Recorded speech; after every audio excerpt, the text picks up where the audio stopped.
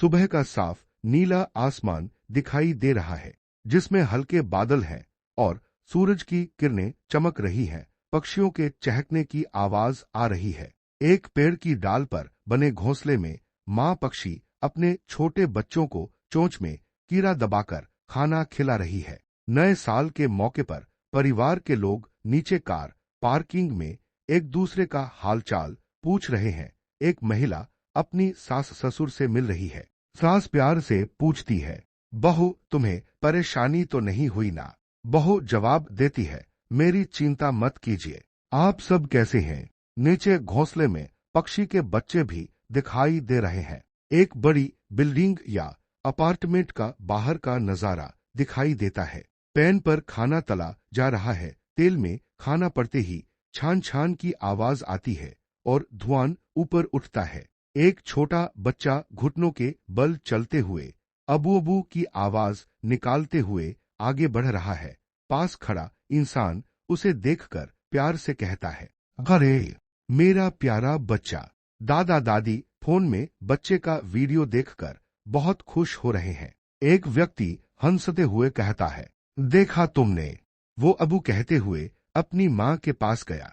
इतना समझदार किस पर गया है? दूसरा जवाब देता है, जाहिर है यह हमारी जमीन पर गया है। तवे पर खाना पकाते हुए पीछे से प्रोत्साहन देने की आवाज आती है। हाँ बिल्कुल सही, ऐसे ही करती रहो।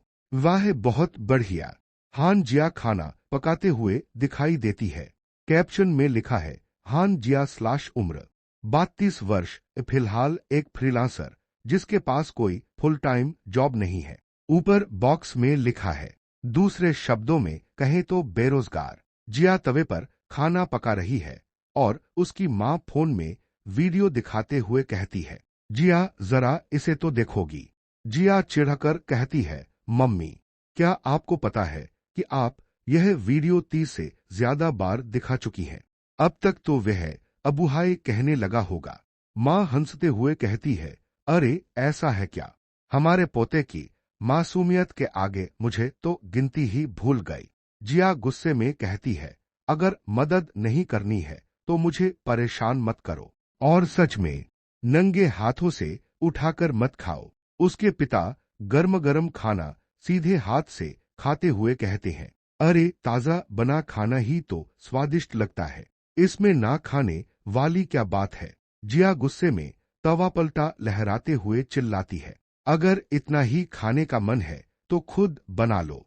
यहाँ 3 लोग हैं तो सारा काम अकेले मुझे ही क्यों करना पड़ रहा है? माँ मुस्कुराते हुए कहती है, अरे इस लड़की को तो देखो, तुमने ही तो कहा था कि तुम हमेशा हमारे घर में रहना चाहती हो। हे नाग, तो तुम्हें कम से कम इतना काम तो करना ही चाहिए, नहीं लगता? तुम बस घर पर पड़ी रहती हो। यह सुनकर जिया हैरान रह जाती है। पिता अपनी पत्नी को गाल पर किस करते हुए कहते हैं, तुम्हारी मम्मी बिल्कुल सही कह रही है। अगर तुम्हें यह नाइंसाफी लगती है तो तुम अभी अपने लिए कोई जीवन साथी क्यों नहीं ढूंढ लेती? तभी अचानक घर की घंटी बजती है। जिया कहती है, वाह मुझे लगता है जिमिन आ गई। घर का दरवाजा खुलता है और एक छोटी बच्ची दौड़कर आती है। दादी। माँ उसे गले लगाते हुए प्यार से कहती है, अरे वाह मेरी पोती आ गई। जिया के जीजा दामाद जंग बच्चे को पीठ पर टांगे और हाथ में सामान लिए अंदर आते हैं। ससुर जी उनका स्वागत करते हुए कहते हैं, क्या अब तक सब ठीक रहा? अंदर आ जाओ। दामाद जंग क्या रास्ते में बहुत ज्यादा ट्रैफिक था। थककर घर लौटती है और थकान भरी आवाज में कहती है, आहे मैं थक गई हूँ। तभी उसके पीछे दामाद जंग बच्चे को पीठ पर लादे हुए कहते हैं, डार्लिंग मेरे पैरों में ऐंठन हो रही है। जिया मुड़कर चिंता से पूछती है, हम्मा डार्लिंग तुम्हारे पैर में चोट लगी है, क्या तुम वहां बैठकर आराम कर सकते हो? मैं तुम्हारी मालिश कर देती हूँ। जिमिन मुस्कुराते हुए फूलों के प्रिंट वाला एप्रन अपने हाथ में पकड़ती है और कहती है, अंदर आ जाओ मेरी प्यारी छोटी बहन। वह आगे कहती है, बहुत समय हो गया, मैं तुम्हें बहुत याद कर रही थी। वह मुस्कुराते हुए मेरी प्यारी छोटी बहन होने के नाते मैं चाहती हूं कि तुम इसे पहनो। मैंने तुम्हारे लिए फूलों के पैटर्न वाला एप्रन तैयार किया है, तुम्हें यह पसंद है? हे नाद हंसते हुए कहती है, ओह मेरी उन्नी, बहुत समय हो गया, तुम एप्रन पहने होने के बावजूद बहुत अच्छी लग रही हो। इस साल अगर मैं तुम्हें सफलतापूर्वक नूडल्स खिला सकूं तो यह सोने पर सुहागा होगा। जिमिन हाथ में एप्रन पकड़े हुए कहती है, इसे पहनो। पूरा परिवार दरवाजे के पास खड़ा होकर अजीब नजरों से देखता है। जिमिन फिर कहती है, इसे पहनो।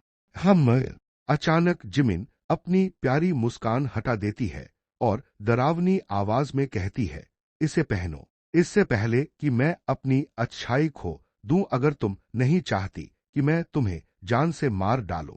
तभी पीछे से कोई आकर जिमिन के सिर पर जोर से मुक्का और कहता है, इस लड़की, तुम अभी तक अपनी गूंडे वाली आदत से बाज नहीं आई। दर्द से जिमिन चीखती है, ओ वीर। जिमिन अपना सिर पकड़कर चिल्लाती है, आह माँ, आपने मुझे क्यों मारा? मैं ही काफी देर से अकेली काम कर रही थी। क्या हमें कम से कम शिफ्ट में काम नहीं करना चाहिए? आप उसे इसलिए आराम करने दे रही हैं क्योंकि वह काफी समय बाद यहाँ आई है। जिया के पति बीच में बोलते हैं, भाभी कृपया ऐसा मत कहिए। जिया के पति कहते हैं, जिमिन आजकल बहुत परेशानी झेल रही है। परिवार के बाकी लोग खुशी से पूछते हैं, क्या इसका मतलब तीसरा बच्चा होने वाला है? जिया शर्माते हुए कहती है, अच्छा, हम पहले तीसरा बच्चा नहीं चाहते थे, लेकिन जिन्वो। तभी जिया के पिता जिमिन पर गुस्सा होते हुए चिल्लाते हैं, इस लड़की को देखो, तुम वहां खड़ी खड़ी क्या कर रही हो? क्या तुम इस समय नशे में हो? जिमिन रात में बाहर बैठी है और बहुत चिढ़ी हुई हालत में दांत पीसते हुए बड़बड़ाती है, धत तेरे की। वह सोचती है कि जिया ने उससे हंसते हुए कहा था, क्या आप एक अंकल को जानती हैं और उम्र का अंतर भी ज्यादा नहीं है, वह आपके लिए बिल्कुल सही है। यह बात याद करके जिमिन गुस्से में बड़बड़ाती है, खैर क्या वह कमीने जैसा नहीं दिखता था? तभी पीछे से कोई आता है और कहता है, तुम्हारी जुबान आज भी वैसी ही गंदी है। जिमिन हैरान होकर पीछे देखती है। हम चश्मा पहने एक लड़का हाथ में चिकन ब्रेस्ट की पैकेजिंग पकड़े खड़ा होकर पूछता है, गोंड। जिमिन उसे देखकर मन ही मन सोचती है, रुको, इसके अलावा यह स्मोकिंग एरिया में चिकन ब्रेस्ट क्यों खा रहा है? क्या यह पागल है? जिमिन सिर खुजलाते हुए पूछती है, एक्सक्यूज मी, पर आप कौन हैं? लड़का बिना कुछ बोले आराम से अपना चिकन ब्रेस्ट चबाता रहता है। लड़का अपना परिचय देते हुए कहता है, तुम्हें याद नहीं, मैं मिंचोल हूँ। जिन मिंचोल में पड़ोस में रहता हूँ। मैं हमेशा हेडफोन पहने रहता था। जिमिन उसे देखती रहती है और मन ही मन सोचती है, सच्ची में मैं तुम्हें नहीं पहचानती। जिमिन पुरानी बातें याद करने की कोशिश करते हुए सोचती है, रुको, जिन मिंचोल, जिन मिंचोल। लड़का सिर खुजलाते हुए कहता है, अरे। जैसे ही जिमिन को सब याद आता है, पूरे अपार्टमेंट परिसर में उसकी जोरदार चीख गूंज उठती है, आ। जिमिन हैरान होकर चिल्लाती है, जिन मिंचोल। वही झुका हुआ लड़का जो हमेशा गेम कंसोल या किताब के साथ खेलता रहता था। लड़का हाथ में अपना खाना पकड़े हुए पूछता है, तुमने मुझे नहीं पहचाना क्या? मैं इतना बदल गया हूँ? जिमिन कहती है, हाँ पहचाना, मैं तुम्हें मुश्किल से पहचान पा रही हूँ। और यह चिकन ब्रेस्ट का क्या चक्कर है? लड़का जवाब देता है, क्या स्मोकिंग एरिया में चिकन ब्रेस्ट खाना किसी कानून के खिलाफ है? जिमिन खींचकर चिल्लाती है, इसे घर जाकर खाओ। घर पर। लड़का अपना चिकन चबाते हुए कहता है, मैं इसे घर पर ही खाने वाला था, लेकिन घर वाले मुझे त्योहार की दावत खाने के लिए कह रहे थे। अगर मैं वहां खाता तो मेरी कितनी कैलोरी बढ़ जाती। जिमिन मन ही मन सोचती है, यह सच में पागल है। जिमिन उसके बारे में सोचती है, जिन मिंचोल, 32 साल का, मेरी ही उम्र का, हम बचपन से एक ही सोसाइटी में रहते आए हैं, इसलिए इत्तेफाक से हमारी जान पहचान हो गई थी, लेकिन रुको, वह असल में मेरा दोस्त नहीं है। जिया आगे याद करते हुए सोचती है, जैसे तुम्हें पता है ना, तुम्हारी क्लास में भी एक या दो ऐसे लोग होते हैं जो बाकी सबके साथ ज्यादा घुलते मिलते नहीं हैं। बाकी बच्चे आपस में बातें कर रहे हैं, जबकि मिंचोल हेडफोन लगाए सबसे अलग बैठकर अपनी किताब पढ़ रहा है। वह सोचती है कि कैसे वह डरपोक लड़का एक ही मोहल्ले में रहने के बावजूद कभी ऐसा जाहिर नहीं होने देता था कि वह उसे जानता है। स्कूल के दोस्तों के बीच बैठी जिया उस लड़के की तरफ देखती है और सोचती है कि उस समय उसे उस लड़के में थोड़ी दिलचस्पी थी। वर्तमान में 32 साल की हान जिया खुद को बेरोजगार और अकेली महसूस करती है। उसके पास जाने के लिए कोई जगह नहीं है। वह पास बैठे सोचने वाली बात यह है कि यह बंदा भी अब काफी बदल चुका है। जिया मिंचोल को देखकर सोचती है, लगता है सियोल के पानी का असर है। यह बंदा तो आखिर इंसान बन ही गया। मिंचोल की प्रोफाइल दिखाई जाती है। जिन मिंचोल 32 साल, एक जानी मानी मिड साइज्ड कंपनी में प्रोग्रामर और असिस्टेंट मैनेजर है। दिखता भी बढ़िया है और खास बात यह है कि बस अच्छी जिंदगी जी रहा है और मजे में खा रहा है। फिर जिया खुद की प्रोफाइल देखती है। हान जिया 32 साल, जॉबलेस। उसकी खासियत है कि अभी तक उसे यह एहसास नहीं हुआ कि वह किसी काम की नहीं है। घर में रहने पर उसे ताने सुनने पड़ते हैं, फिर भी वह ढीठ बनकर पड़ी रहती है। उसकी मौजूदा तमन्ना है, काश कल सुबह तक धरती 2 टुकड़ों में फट जाए। मिंचोल को अपना खाना चबाते देख जिया बुरी तरह झेप जाती है और मन ही मन सोचती है, अरे यार, यह सच है क्या? यह बंदा तो मुझसे कहीं ज्यादा बेहतर स्थिति में है। जिया, अपनी जीभ काट कर मर जा। भगवान भी तुझे माफ कर देंगे मम्मी पापा। आपकी यह निकम्मी बेटी पहले जा रही है। अचानक मिंचोल उससे पूछता है, और बताओ कैसी चल रही है जिंदगी? जिया चौंक कर सोचती है, इसमें इतना हैरान होने क्या बात है? मैं तो बस पूछ रहा हूँ। जिया झेपते हुए झूठी हंसी हंसती है, हा, कुछ खास नहीं, और तुम्हारा क्या? अंदर ही अंदर वह सोचती है, क्या तुम्हें मुझे देखकर लगता है कि मेरी जिंदगी अच्छी चल रही होगी? मिंचोल जवाब देता है, बस नॉर्मल लाइफ है, जॉब पर जाना, एक्सरसाइज करना, गेम्स खेलना, फ्रेश होना और सो जाना। जिया कहती है, अरे यह नॉर्मल नहीं है, यह तो एकदम परफेक्ट और फुल लाइफ लग रही है। मिंचोल अपना सिर खुजाते हुए सोचता है, अच्छा, तुम्हें ऐसा लगता है? मिंचोल आगे बताता है, मुझे भी लगता था कि सब ठीक है, पर कुछ बड़ों की नजर में ऐसा नहीं है। पिछले कुछ सालों से मेरे घरवाले शादी को लेकर बहुत किचकिच कर रहे हैं। अब उम्र हो रही है, शादी कब करोगे? पर शादी कोई अकेले करने वाली चीज तो है नहीं। जिया उसकी बात सुनकर सहानुभूति जताती है।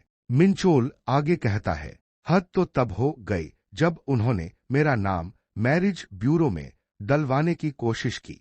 उसकी फीस ही 5 लाख से ऊपर थी। उतने में तो मैं कितने सारे गेम्स खरीद लेता।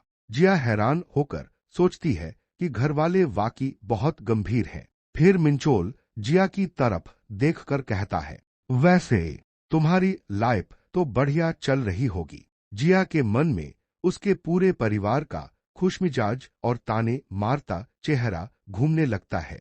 वह चेहरे पर झूठी मुस्कान बनाकर कहती है, हाँ, मेरे घरवाले अभी उस हद तक नहीं पहुंचे हैं। जिया अचानक बेपरवाही से कहती है, सुन जिन मिंचोल, धत तेरे की, क्या हम दोनों आपस में ही शादी कर ले? मिंचोल पूरी तरह चौंक कर देखता है, वह क्या? फिर जिया को भी अचानक एहसास होता है कि उसने जल्दबाजी में क्या बोल दिया और वह हक्की बक्की रह जाती है। जिया अपनी बात संभालने की कोशिश करते हुए कहती है, अरे बस इतनी सी बात है कि हम दोनों को शादी न करने पर घरवालों से खूब बातें सुननी पड़ती हैं, तो क्या हमारी शादी हो जाने से यह सारी दिक्कत हल नहीं हो जाएगी? वह तुरंत मन में सोचती है, क्या मैं पागल हो गई हूँ? मैं अभी यह क्या बोल रही हूँ? मिंचोल हक्का बक्का होकर अटकते हुए बोलता है, वह। अच्छा। जिया घबराकर कहती है, मेरा मतलब बस। जिया अपनी उंगलियों को आपस में भींचते हुए अपनी बात का बचाव करती है। अरे सुनो तो सही, इसमें हमारा कोई नुकसान नहीं है, है ना? तुम भी सिंगल हो, मैं भी सिंगल हूं। शादी कर लेंगे तो दोनों का फायदा होगा, विन विन, समझे तुम?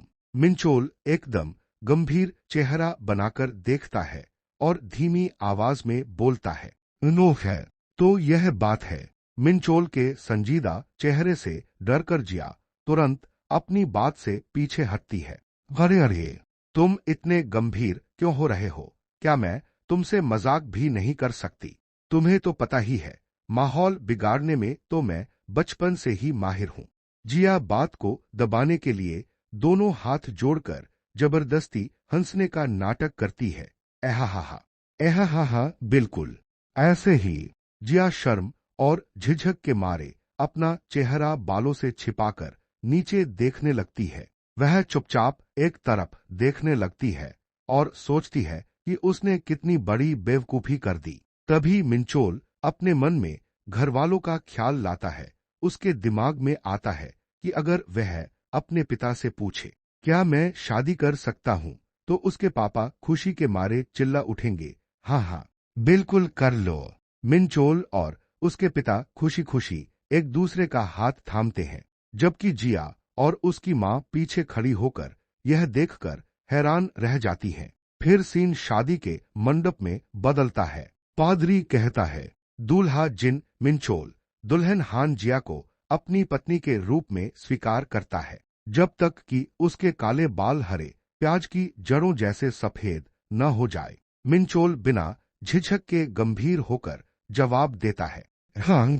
अगले ही पल एक हवाई जहाज उड़ता हुआ दिखाई देता है और जिया गले में लाल फूलों की माला पहने हक्की बक्की खड़ी रहती है। वे दोनों अपने दोस्तों के साथ किसी समुद्री तट पर जश्न मना रहे होते हैं और जिया समझ ही नहीं पाती कि यह सब इतनी जल्दी कैसे हो गया। सीन बदलता है और किसी हाथ द्वारा ड्रिंक का केन खोलने की आवाज आती है। मिंचोल बाथरोब पहने हुए, सिर पर तौलिया सुखाते हुए बाहर निकलता है और कहता है, उफ, शादी वाकई कितनी अच्छी चीज है।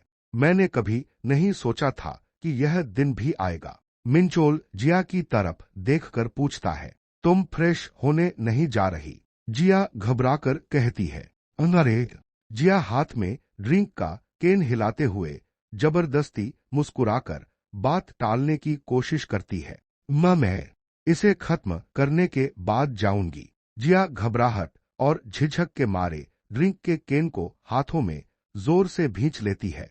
जिया घबराई हुई और चिंता में डूबी दिखती है। उसके माथे से पसीना छूट रहा है। जिया खुद से कहती है, अरे।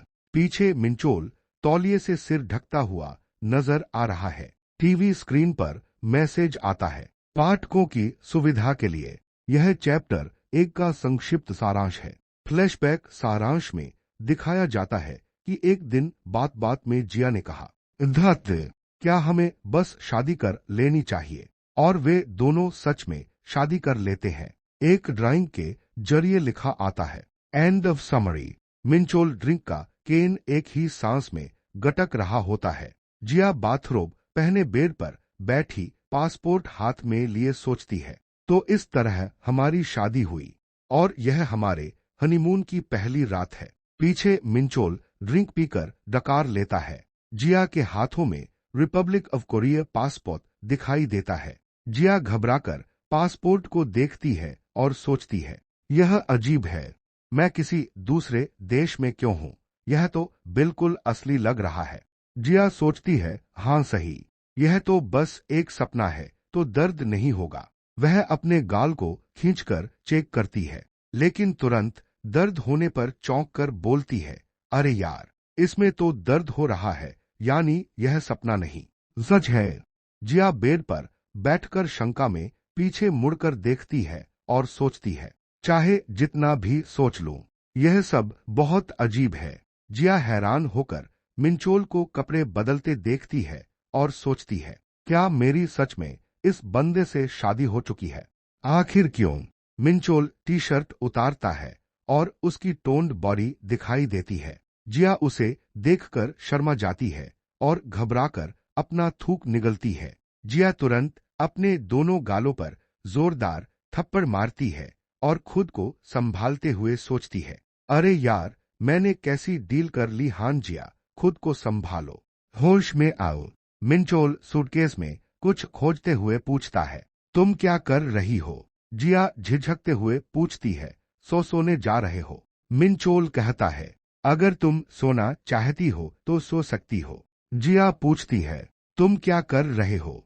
मिंचोल सूटकेस टटोलते हुए कहता है, वह चीज मुझे मिल नहीं रही, मैं उसे साथ लाया तो जरूर था। जिया पूछती है, लाए थे क्या? मिंचोल गंभीर होकर सूटकेस की तरफ देखते हुए कहता है, हमारी साथ में एक शांत और सुकून भरी रात बिताने का औजार। जिया चेहरे पर हल्की मुस्कान लाते हुए सोचती है, अरे समझी, तो तुम पूरी तैयारी के साथ आए हो और ऐसी कोई चीज साथ लाए। जिया हैरान होकर सोचती है, क्या? वह घबराते हुए सोचती है, रुको, सुकून भरी रात, उस बंदे का क्या मतलब है ढूंढने से? जिया शौक होकर अपना चेहरा लाल करती है और घबराती है, कहीं कहीं वह। जिया अपनी सोच में डूबकर सोचती है, कोबाल्ट ब्लू, क्या मैं कोबाल्ट ब्लू में अच्छी लगती हूँ? जिया घबराकर सोचती है, ना, ऐसा नहीं हो सकता, लेकिन हाँ, हमारी शादी हो चुकी है। वह उलझन में सोचती है, पर फिर भी क्या शादीशुदा जोड़े के लिए यह नॉर्मल नहीं है?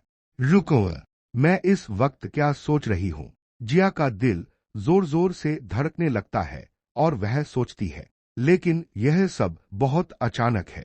मिंचोल जिया के पास आकर कहता है, जिया, यह लो। जिया तुरंत घबराकर खुद को समेटते हुए चिल्लाती है, रुको, मेरा दिल अभी तैयार नहीं है।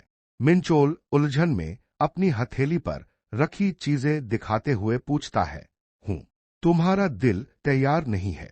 जिया हाथ में कान के प्लग देखकर चौंक कर पूछती है, ईयर प्लग्स? मिंचोल समझाते हुए कहता है, मैं अक्सर ऐसा नहीं करता, लेकिन जब मैं बहुत थका हुआ होता हूं तो खराटे लेता हूं।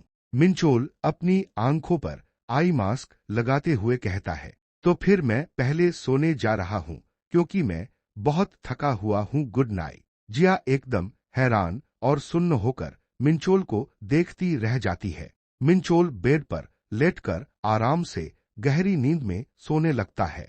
मिंचोल मुंह खोलकर जोर जोर से खर्राटे लेने लगता है और जिया बेबस होकर उसे देखती रहती है। जिया हल्की मुस्कान के साथ अपने दोनों कानों में ईयर प्लग्स लगा लेती है। जिया कंबल ओढ़कर बेड पर लेटते हुए मन ही मन सोचती है, मैंने आखिर इस बंदे से क्या उम्मीद लगा रखी थी? आसमान का सुहाना दृश्य दिखाई देता है। नीचे लिखा आता है, हनीमून।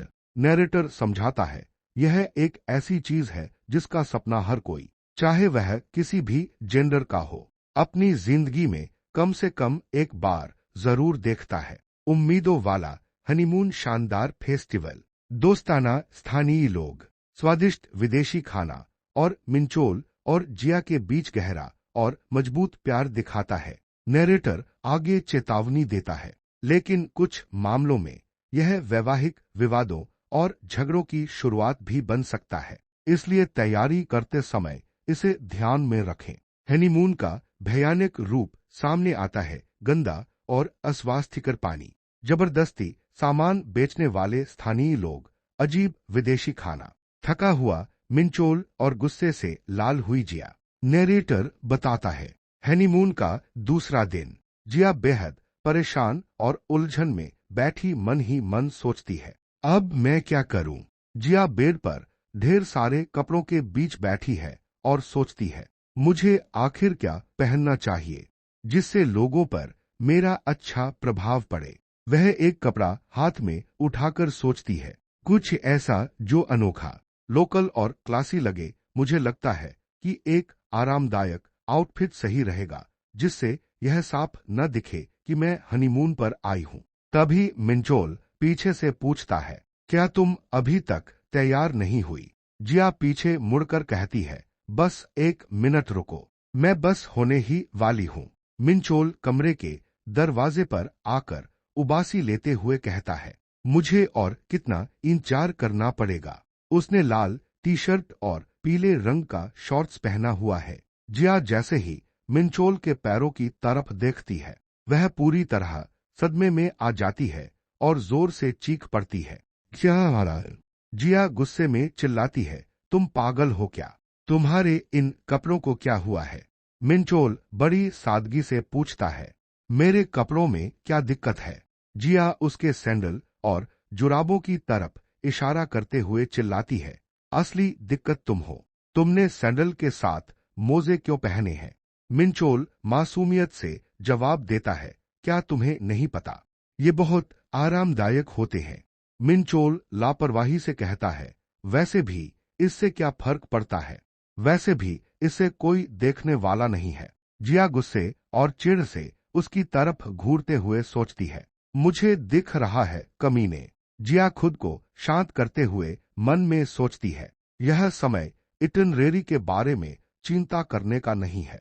जिया दुकान के बाहर खड़े होकर सोचती है, खैर मैंने बड़ी बड़ी बातें तो कह दी, लेकिन सच कहूं तो मुझे भी बहुत ज्यादा कॉन्फिडेंस नहीं है। पिछले कुछ सालों में मैं खुद मुश्किल से ही बाहर निकली हूं। वह आगे सोचती है, वैसे भी वह पहले से तो बेहतर ही दिखेगा, है ना? वह जो कुछ भी पहनेगा, मैं बस कह दूंगी कि यह अच्छा है और हम तुरंत अपने टूर प्लान को फॉलो करेंगे। मिंचोल ट्रायल रूम का पर्दा थोड़ा सा हटाकर पूछता है, क्या यह ठीक है? जिया बिना देखे ही ताली बजाते हुए कहती है, ओह जिन मिंचोल, तुम पर यह बहुत अच्छा लग रहा। जिया जैसे ही पर्दा हटने पर मिंचोल को देखती है, उसकी आंखें फटी की फटी रह जाती हैं। मिंचोल ने लाल रंग की स्लीवलेस टी शर्ट, नीले रंग का शॉर्ट्स और नीली सस्पेंडर के साथ बोटाई पहनी हुई है। मिंचोल मुस्कुराकर कहता है, ओह मुझे खुशी हुई। जिया सदमे में चिल्लाती है, तुम कमीने। मिंचोल अपनी ब्राइट आउटफिट दिखाता हुआ कहता है, क्या यह काफी अच्छा नहीं है? मुझे लगता है कि इसकी वजह से मैं किसी कार की टक्कर से बच जाऊंगा। जिया उसे जहरीले मेंढक से तुलना करते हुए मन में सोचती है, अरे यार, इस बेवकूफ के लिए कपड़े पहनना किसी जानवर के डिफेंस मैकेनिज्म जैसा है। जिया गुस्से से झूंझलाते हुए चिल्लाती है, नहीं, अगर यह इंसान। वह कपड़ों का ढेर मिंचोल की तरफ उछालते हुए कहती है, कम से कम।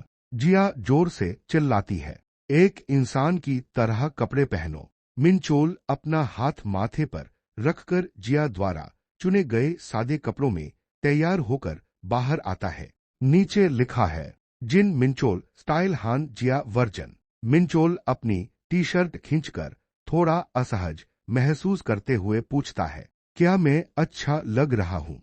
मुझे पक्का नहीं लग रहा। जिया उसकी तरफ देखकर कहती है, तुम अच्छे लग रहे हो। जिया आगे कहती है, कम से कम मेरे लिए तुम अच्छे लग रहे हो, इसलिए अब इसे ऐसे ही रहने दो। मिंचोल ध्यान से जिया की बात सुनता है। मिंचोल काउंटर पर क्लर्क से कहता है, मैंने जो पहना है उसके 7 सेट्स दे दीजिए। जिया घबराकर चिल्लाती है, रुको रुको। मिंचोल पूछता है, क्या तुमने नहीं कहा था कि मैं इसमें अच्छा लग रहा हूँ?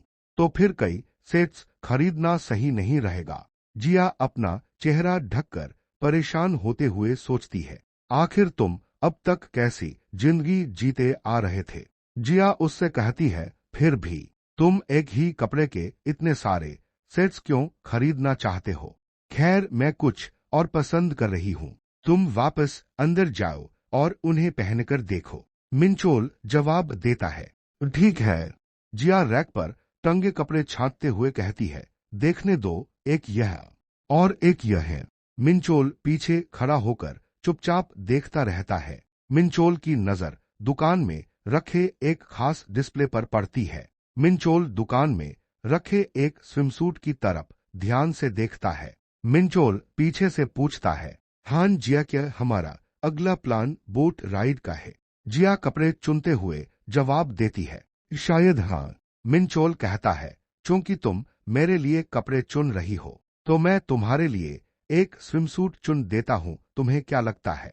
जिया हाथ में कपड़े पकड़े आश्चर्य और झिझक भरे भाव से मिंचोल की तरफ मुड़कर देखती है।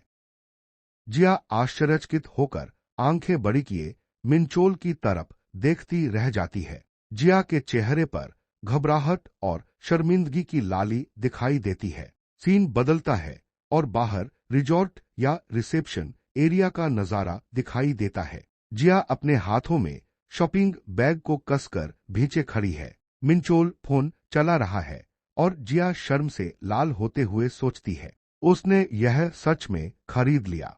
उसने सचमुच इसे मेरे लिए खरीद लिया। जिया सोचती है, सच कहें तो क्या उसने यह मेरे लिए खरीदा है या बस मेरे हाथ में थमा दिया है? फ्लैशबैक में मिंचोल बैग थमाते हुए कहता है, मैंने यह खरीदा है, इसे बाद में पहन लेना। जिया चकित होकर सोचती है, क्या यह वही इंडिफरेंटली देना है जिसके बारे में सब बात करते हैं? जिया सोचते हुए चलती है। उससे ज्यादा उसने मुझसे वही स्विमसूट पहनने को कहा जो उसने चुना है, क्योंकि मैंने उसके लिए कपड़े चुने थे। जिया मिंचोल की तरफ तिरछी नजरों से देखती है। वह शंका में सोचती है, उसकी बात में तर्क तो है, लेकिन मुझे लगता है जैसे मुझसे कुछ छूट रहा है। मुझे लगा था कि वह उस तरह का लड़का नहीं है, इसलिए यह काफी हैरान करने वाला है। सीन बदलता है और बाहर समुद्र या झील किनारे का सुंदर नजारा दिखाई देता है। जिया चेंजिंग रूम का दरवाजा बंद करते हुए राहत की सांस लेती है।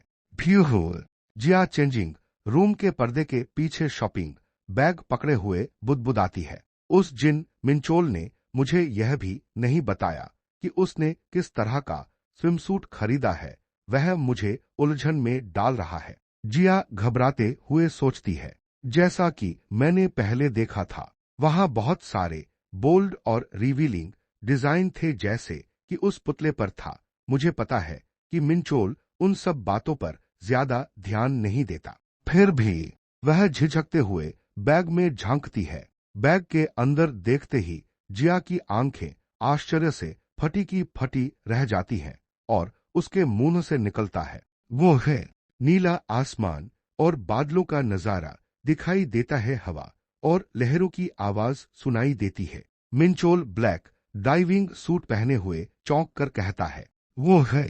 मिंचोल खुश होकर और गर्व से जिया से पूछता है, कैसा है जिया, तुम्हें पसंद आया?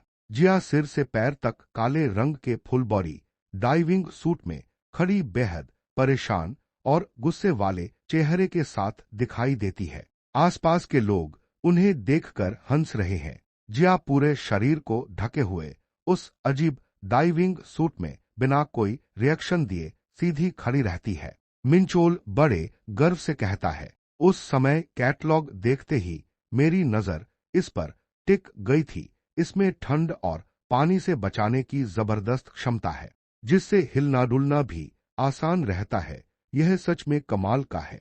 हे नाद! जिया उसे घूरते हुए मन ही मन चिढ़ती है। जिया नीचे गुस्से में बुदबुदाती है, कमाल का क्या? मार ही डालोगे क्या? जिया अपना सिर पकड़कर झूंझलाते हुए कहती है, जिन मिंचोल, जरा मेरी एक बात का जवाब दो, हम अपने हनीमून पर आए हैं। सही कहा ना? मिंचोल तुरंत जवाब देता है, हाँ बिल्कुल। जिया हाथ से इशारा करते हुए कहती है, अगर तुम्हारी आंखें हैं तो जरा अपने आसपास नजर उठाकर देखो। आसपास के बाकी सभी लोग नॉर्मल और फैंसी स्विमसूट पहने हुए आपस में बातचीत कर रहे हैं और मजे कर रहे हैं। समुद्र किनारे धूप सेकते हुए लोग बीच चेयर पर रिलैक्स कर रहे हैं। जिया अपने हाथ फैलाकर आसपास के लोगों की तरफ इशारा करते हुए मिंचोल से पूछती है, तुम्हें क्या लगता है कि इन लोगों ने यह सब क्यों पहना है? मिंचोल बड़ी गंभीरता से उंगली उठाकर कहता है, बिल्कुल सही, क्योंकि मौसम गर्म है। जिया हैरान होकर समझती है, अच्छा, तो मौसम गर्म होने की वजह से सबने अपने कपड़े उतार दिए और सिर्फ हम ही ऐसे थे जिन्हें यह बात नहीं पता थी। जिया अपना माथा पकड़कर निराश होकर कहती है, आह, मेरे पास कहने के लिए शब्द नहीं है। तुम यह पहनकर आखिर करना क्या चाहते हो?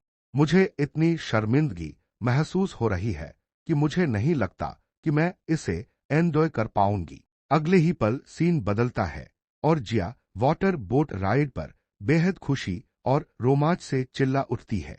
जिया और मिंचोल दोनों डाइविंग सूट पहने तेज रफ्तार बोट राइड का मजा ले रहे हैं।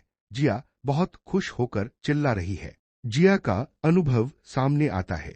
मैंने इसका भरपूर मजा लिया, वह स्वीकार करती है। वैसे यह फुल बॉडी स्विमसूट सच में बहुत आरामदायक था। एक फोटो खींचती है। जिया और मिंचोल बीच पर टेबल पर बैठकर नारियल पानी पीते हुए विक्ट्री पोज बनाकर फोटो खिंचवा रहे हैं। एक और फोटो में जिया हैट पहनकर लकड़ी के बने ब्रिज पर खड़ी होकर पोज दे रही है। पानी के अंदर की एक फोटो में मिंचोल यूनिकॉर्न वाले फ्लोट पर बैठकर सेल्फी स्टिक से फोटो खींच रहा है और पीछे जिया अपनी ट्यूब में तैरती हुई मुस्कुरा रही है। ढलते सूरज की किरणों से समुद्र का किनारा सुनहरे और लाल रंग से चमक रहा है। बीच पर पानी की हल्की लहरें आ रही हैं। जिया आगे आगे चल रही है और मिंचोल उसके पीछे पीछे रेत पर चलता आ रहा है। जिया रेत पर उकड़ू बैठकर अपने फोन में देख रही है और कहती है, चलो देखते हैं आगे का पूरा प्लान। तभी पीछे से मिंचोल आता है। मिंचोल उसे आवाज देता है, हाँ जिया। जिया फोन देखते हुए पीछे मुड़कर देखती है। मिंचोल उससे कहता है, क्या तुम थकी नहीं हो? थोड़ा आराम कर लो। जिया खड़े होकर जिद करते हुए कहती है, मैं क्यों आराम करूं? वैसे भी हमारे पास बस कुछ ही दिन बचे हैं। अभी हमें बहुत कुछ करना बाकी है। मिंचोल उसकी बात काट कर कहता है, तुम्हारी एड़ी के पीछे का हिस्सा। जिया हैरान होकर अपना पैर उठाकर देखती है। एड़ी। जिया के पैर में सैंडल की वजह से छिला हुआ लाल घाव दिखाई देता है। जिया झेंपते हुए चिल्लाती है, क्या? यह कब हुआ? मिंचोल कहता है, मुझे लग ही रहा था कि तुमने इस पर ध्यान नहीं दिया है। और मेरी बात सच निकली। जिया अपनी बात छिपाते हुए कहती है, मैं ठीक हूँ, यह बस एक छोटा सा खरोंच है। मिंचोल गंभीर होकर मना करता है, नहीं, यह छोटा खरोंच नहीं है। मिंचोल अचानक जिया के सामने अपनी पीठ घुमाकर नीचे झुक जाता है। जिया उसे देखकर हैरान रह जाती है। मिंचोल अपनी पीठ जिया की तरफ करके बैठ जाता है और कहता है, क्या कर रही हो? ऊपर बैठो। जिया उसकी पीठ देखकर थोड़ी शर्मा जाती है। जिया झिझकते हुए अपना चेहरा थोड़ा लाल करके कहती है, आगे के प्लान के बारे में। मिंचोल उकड़ू बैठा रहता है और जिया संकोच में अपने पीछे हाथ बांधकर खड़ी रहती है। जिया आगे कहती है, मुझे यह घाव देखकर अच्छा नहीं लग रहा, इसलिए चलो वापस चलते हैं। मिंचोल जिद करते हुए कहता है, बातें बंद करो और चुपचाप ऊपर बैठो। जिया अपनी सैंडल उतारकर मिंचोल के हाथ में दे देती है। ढलते सूरज की खूबसूरत रोशनी में मिंचोल जिया को अपनी पीठ पर लादकर समुद्र तट पर चलने लगता है। जिया उसकी पीठ पर बैठी शर्मिला चेहरा बनाकर पूछती है, क्या मैं भारी नहीं हूँ? वैसे मैं चल सकती थी। मिंचोल सहजता से जवाब देता है, उतना भी नहीं, यह मेरे लिए एक अच्छा वर्कआउट है। जिया चुटकी लेते हुए कहती है, मुझे मत बताना कि तुम झूठ बोल रहे हो। मिंचोल सीधे अंदाज में कहता है, नहीं, बिल्कुल नहीं, और वर्कआउट के हिसाब से तुम्हारा वजन बिल्कुल परफेक्ट है, लगभग। तभी जिया घबराकर मिंचोल का गला पीछे से पकड़ लेती है और चिल्लाती है, अरे चुप रहो, रुक जाओ। जिया मिंचोल की गर्दन को अपने हाथों से और कसकर जकड़ लेती है। जिया का चेहरा शर्म से बिल्कुल लाल पड़ जाता है और वह सोचती है, आखिर यह है। मिंचोल की पीठ पर बैठी जिया मन ही मन सोचती है, मुझे किसी की पीठ पर बैठे हुए कितना समय हो गया है। वह शर्म से लाल चेहरे के साथ सोचती रहती है, किसी और की पीठ पर होना मुझे कितना सुरक्षित और सुकून भरा महसूस कराता है।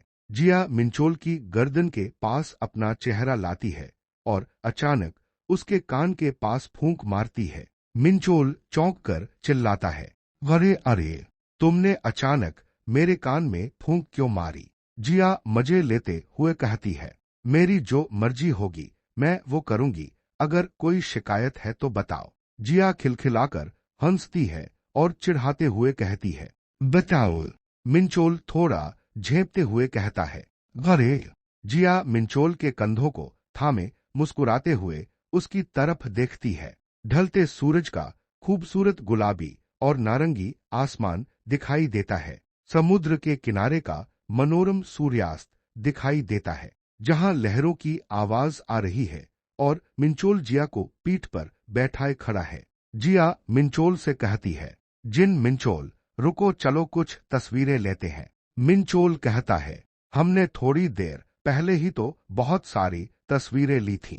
जिया जिद करते हुए कहती है, ये वाली अलग है। दोनों सूर्यास्त के खूबसूरत बैकग्राउंड में समुद्र तट पर खड़े होकर कैमरा के सामने वी का पोज बनाते हैं और एक यादगार फोटो खिंचवाते हैं।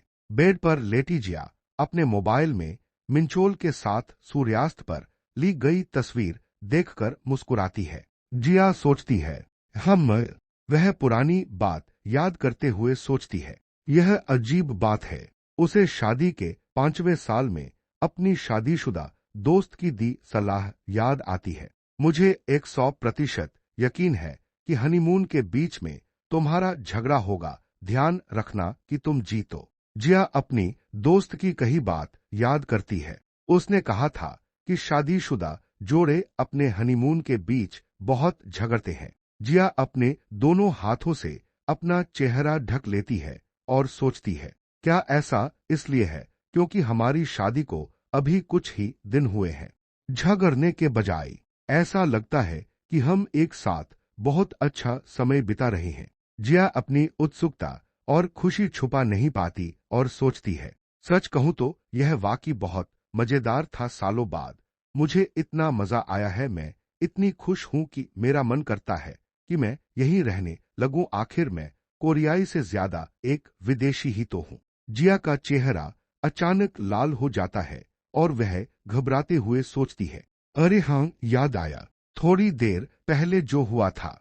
जहां मिंचोल नीचे झुककर बैठता है और जिया से लापरवाही से कहता है, तुम क्या कर रही हो? ऊपर आ जाओ। जिया बेड पर शर्म से छटपटाते हुए सोचती है, वह सब क्या था? जिस लड़की की एड़ियों में दर्द हो रहा था, उससे इतनी बेफिक्री से अपनी पीठ पर बैठने के लिए कहना। मुझे लगा मेरा दिल फट जाएगा। समुद्र तट पर सूर्यास्त के दृश्य की याद करते हुए जिया सोचती है, और उसकी वह चौड़ी पीठ और उसकी वह गर्माहट भी। मेरा दिल खुशी और घबराहट से फटने को था, लेकिन न जाने क्यों मुझे बहुत सुकून और आरामदायक महसूस हो रहा था। जिया सोचती है, मैं यह क्या बकवास बातें कर रही हूँ। वह अपना चेहरा तकिए में छुपा लेती है और उसका दिल जोर जोर से धड़कने लगता है। जिया बेड पर बैठती है और सोचती है, हैरानी की बात है, मैं सच में बहुत अकेली थी, है ना? वह मिंचोल की तरफ देखती है, जो आई मास्क लगाए सो रहा है। जिया सोचती है, इसलिए किसी का मेरे साथ होना ही मुझे खुश कर देता है। मिंचोल के इस अजीब अवतार को देखकर जिया के मन का प्यार भरा एहसास तुरंत गायब हो जाता है। जिया खुद को चादर से ढकते हुए मुस्कुराती है और सोचती है, हाँ, सही कहा, मुझे पता है कि इस ट्रिप में बहुत खर्चा हुआ है, इसलिए मुझे खुश रहना चाहिए। वह आगे सोचती है, अगर मैं घूमने के लिए अपने पैसे खर्च करती तो कोरिया में भी मजा आता। हनीमून टूर का खर्च काफी अधिक हुआ था। जिया सोचती है, लेकिन फिर भी यह भी उतना बुरा नहीं है, हे नाग। दिन ढलने के बाद एक खूबसूरत तारों भरा आसमान दिखाई देता है। अगली सुबह एक हवाई जहाज आसमान में उड़ता हुआ कोरिया लौट रहा है। एक बड़ी रिहायशी अपार्टमेंट इमारत दिखाई देती है। टेक्स्ट में लिखा है, उम्मीद से कहीं ज्यादा आसानी से हनीमून ट्रिप खत्म होने के बाद हम सुरक्षित रूप से घर लौट आए हैं। टेबल पर एक बहुत ही स्वादिष्ट और गर्मा गर्म खाना रखा हुआ है। उससे गर्म भाप निकल रही है। जिया मुंह में पानी लाते हुए कहती है, वो है श्रीमती किम, यह क्या हो रहा है? आज साइड डिशेज इतनी शानदार क्यों लग रही हैं? आज कौन सा दिन है? जवाब देती है, कौन सा दिन पूछ रही हो? जाहिर है तुम्हारी सुरक्षित वापसी का दिन। जिया खुशी से कहती है, ओह सच में, तो आपने यह सब मेरे लिए तैयार किया है। जिया धन्यवाद कहने ही वाली होती है, फिर तो बहुत बहुत धन्यवाद, लेकिन वह रुक जाती है। जिया कमरे में रखे डिब्बों को देखकर पूछती है, लेकिन उससे पहले इन बॉक्सेस का क्या चक्कर है? मुझे लगता है सच में कुछ चल रहा है। क्या हम शिफ्ट हो रहे हैं? हम नहीं, बल्कि तुम शिफ्ट होने वाली हो, है ना? दामाद जिनके घर पर। जिया हैरान होकर खुद की तरफ उंगली उठाकर पूछती है, मैं? इस लड़की को तो देखो। क्या तुमने नहीं कहा था कि हनीमून से लौटने के बाद तुम दामाद जिनके घर शिफ्ट हो जाओगी? जिया को याद आता है कि मिंचोल ने कहा था, मुझे लगता है कि फिलहाल हमें मेरे मौजूदा घर में ही रहना चाहिए, सही कहा ना? जिया। और जिया ने सिर हिला दिया था। जिया सोचती है, वह। जिया की माँ और पिता उसके दोनों कंधों पर हाथ रखते हैं। जिया हैरान होकर सोचती है, रुको, ऐसा लगता है कि कुछ वैसा हुआ तो था, लेकिन उसके माता पिता मुस्कुराते हुए कहते हैं, हमारी बेटी, तुम्हें खुश रहना है और अच्छे से रहना है, समझी ना? एक मूविंग ट्रक तेजी से सड़क पर चलता हुआ दिखाई देता है। ऊपर लिखा है, क्या यह कुछ ज्यादा ही अचानक नहीं है? नीचे लिखा है, नाउ लोडिंग। एक कमरे में बहुत सारे गत्ते के डिब्बे रखे हुए दिखाई देते हैं। जिया घबराई और नर्वस महसूस करती है। वह अपने हाथों को जोर से दबाती है। जिया मेज के पास सीधी होकर खड़ी होती है और गंभीर अभिव्यक्ति के साथ नीचे कागज की तरफ देखती है। मिंचोल जिया की तरफ देखते हुए संजीदगी से कहता है, तो फिर हां जिया। मिंचोल हाथ में कागज थामे हुए जिया से पूछता है, क्या हम शुरू करें?